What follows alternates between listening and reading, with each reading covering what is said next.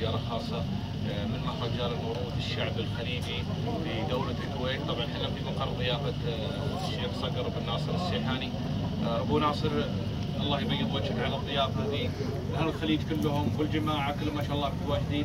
وش رايك بالموروث الشعبي يا أبو ناصر؟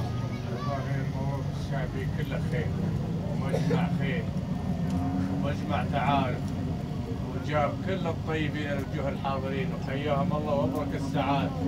أعياد الموروث الشعبي وأعياد تجمعنا بالناس الطيبين. أول سنة وجودك هنا يا أبو ناصر ولا كل سنة؟ من بداية الموروث الشعبي وأنا مشارك وحاضر مع جميع الفعاليات. وش رايك بمهرجان الإبل؟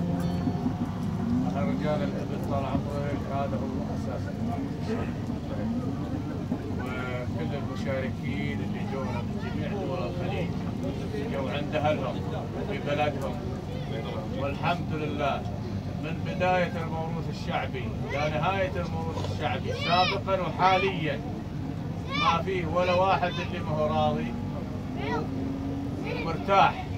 الجميع الأنظمة والترتيبات والموقع والترحيب واستقبالهم من جميع الجهات الرسمية والعادية.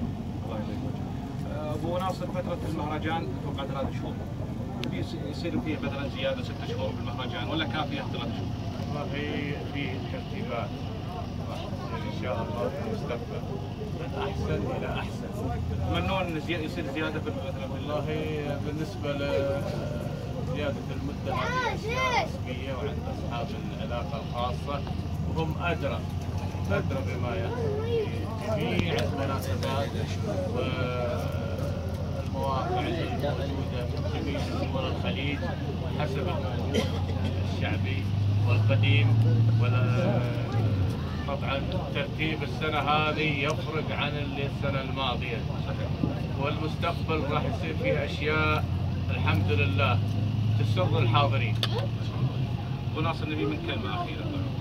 والله أتمنى أن السعادة والاجتماع والبهجة اللي صارت بين الجية عندنا في الكويت، وهو بلدهم وأهلهم وإخوانهم ويوم عيد من ضمن الأفراح. الله يبين وجهك على الضيافة غريبة عليكم. الله يشوف الله يبين. مرحبا. مطلق الفايز الغربي. لا أنا الكويت لنا، احنا وياهم إخوان واهل.